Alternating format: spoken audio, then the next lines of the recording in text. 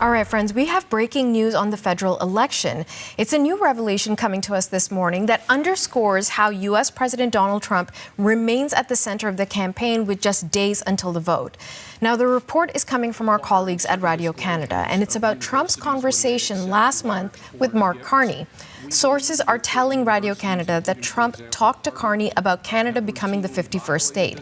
That is something we did not hear from the Prime Minister's office after Trump and Carney spoke on March 28th.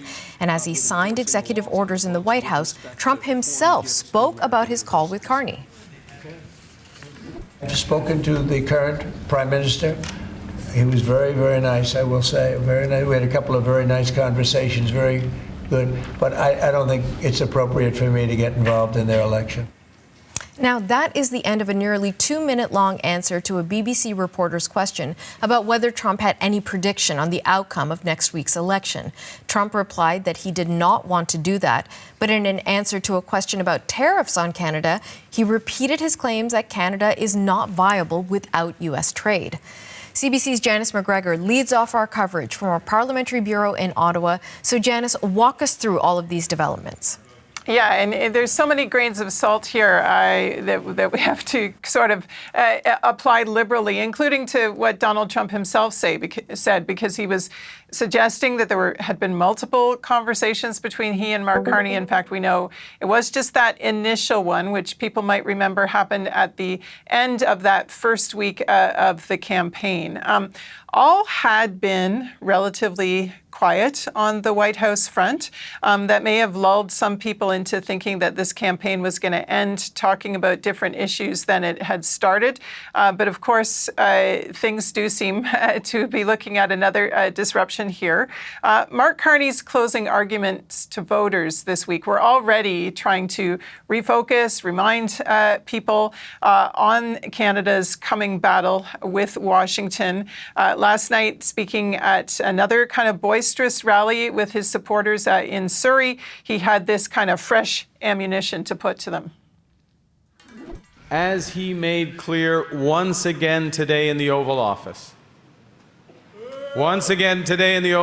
President Trump, he is trying to break us so that America can own us.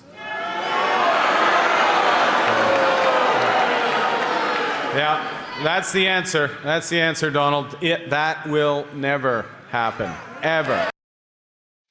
Now, I did call him Donald there. Previously, he'd been very formal in talking about the U.S. president. Look, new reporting, as you say, from our colleagues at Radio Canada this morning is revealing more than we previously knew about that initial conversation between the two leaders.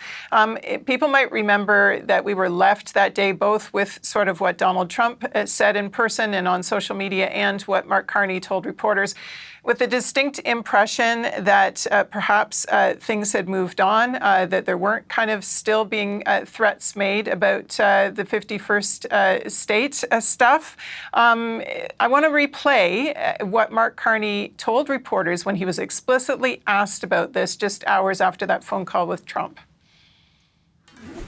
You've said that you wouldn't sit down with Mr. Trump and talk to him unless he respects Canada's sovereignty. Did you convey that to the president today? And if so, what did he say? The president respected Canada's sovereignty today, both in his private and public comments. Monsieur le Président a respecté la souveraineté de notre pays dans la conversation privée et dans ses commentaires publics. Et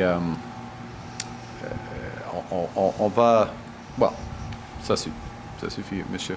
I mean, yeah. Je suis tenté d'agiter des mots.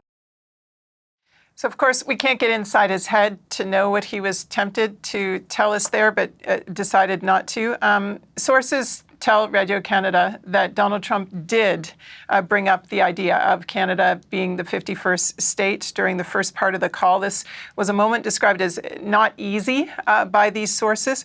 Carney apparently dealt with it by letting Trump speak, but then saying that the two leaders were going to agree to disagree on this point.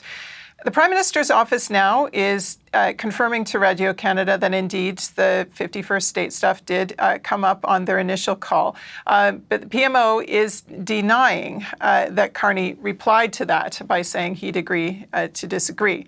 Notwithstanding sort of how the call started, apparently it was still generally overall a positive one, which was the framing that everyone was given at the time. That does line up with sort of the tone from both sides. Okay, so an important revelation coming just 4 days before Election Day. So how is this affecting the campaign trail? What are the other leaders saying? Yeah, let's start with Pierre Poilievre, because he was at another rally with his supporters in the Nova Scotia riding of Central Nova last night, introduced by Peter MacKay, gave a substantive stump speech, went over all of sort of his arguments for change in government. But he did not at all acknowledge Donald Trump's latest foray. Just to remind people, at these rallies, reporters are not afforded an opportunity to question the leader. They're simply allowed to film his remarks to the crowd from a distance. NDP leader Jagmeet Singh, however, did speak to reporters after what was said in the Oval Office. He was asked in Winnipeg whether he had a take on Donald Trump wading back in, and this is what he said. But do you think his interjections are meddling in the discourse that Canadians are having during this campaign? Well, it's certainly having an impact. Would it rise the level of foreign interference? I mean, I think there are threats to our country that are wrong, and we've got to all come together and fight back. Most interesting thing to watch over the next little while might be the reaction in Quebec. When this issue faded from the spotlight, we did see the Bloc Québécois polling numbers sort of bottom out and then begin to recover again. Yves-François Blanchet, both during the leaders' debate last week and in remarks since, has been trying to question whether Mark Carney's really such a great negotiator, whether he's really such a great crisis manager. What Quebec voters decide here could be pivotal to whether we're looking at a majority or a minority government next Monday. Okay, thanks so much, Janice. You're welcome.